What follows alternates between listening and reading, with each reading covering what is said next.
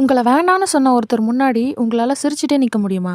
இன்னைக்கு நம்ம சீரிஸ்ல பார்க்க போற கேரக்டர் குட்டி ஃப்ரம் குட்டி. குட்டி எந்த அளவுக்கு ஜாலி கேரக்டர்னா, தான் லவ் பண்ற பொண்ணு அத ஏத்துக்கலனா கூட அத பெருசா எடுத்துக்காத அளவுக்கு ஜாலி. இன்னைக்கு சூழலுக்கு இவர்கிட்ட இருந்து நம்ம கத்துக்க வேண்டியதும் கத்துக்க கூடாததையும் பார்க்கலாம். Number 1, jovial and friendly.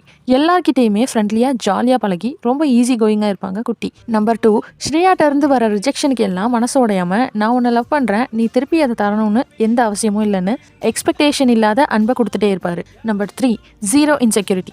Logically அவர் எனிமையா நினைக்க வேண்டியவங்களுக்கு எந்த பயமும் இல்லாம எந்த இன்செக்யூரிட்டியும் இல்லாம ஹெல்ப் பண்ணுவாரு. கடைசியா பாசிட்டிவ் பெர்சிஸ்டன்ஸ். தன்னை கிண்டல் பண்றவங்கள கேர் பண்ணிக்காம அவரோட சிரிப்பையும் பாசிட்டிவிட்டியையும் படம் ஃபுல்லா மெயின்டைன் பண்ணுவாரு. இவ்வளோ நல்லவரா இருக்க போய் தான் ஸ்ரேயாக்கு கடைசியில அவரை பிடிச்சிடும். அதுக்காக அவர் மாதிரி லவ் பண்றேன்னு இப்போ 2026ல சுத்துனீங்கன்னா ஸ்டாக்கிங், ஈவ் டீசிங்னு உள்ள பிடிச்சி போட்டுருவாங்க. அண்ட் மற்றவங்களுக்காக யோசிச்சு தான் கஷ்டத்தை கடைசி வரைக்கும் சொல்லவே மாட்டாரு குட்டி. ஸ்ரேயாக்கு 1-2 சீன்ல மட்டும் தெரியும். குட்டி ஜாலி டைப்புன்னு நினைச்சு படம் பார்த்துட்டு இருக்கிற நமக்கே கடைசி சீன்ல தான் ஆமா இல்ல குட்டிக்கும் வலிக்கும் இல்லைன்னு தோணும். அப்படி மட்டும் இருக்கவே இருக்காதீங்க.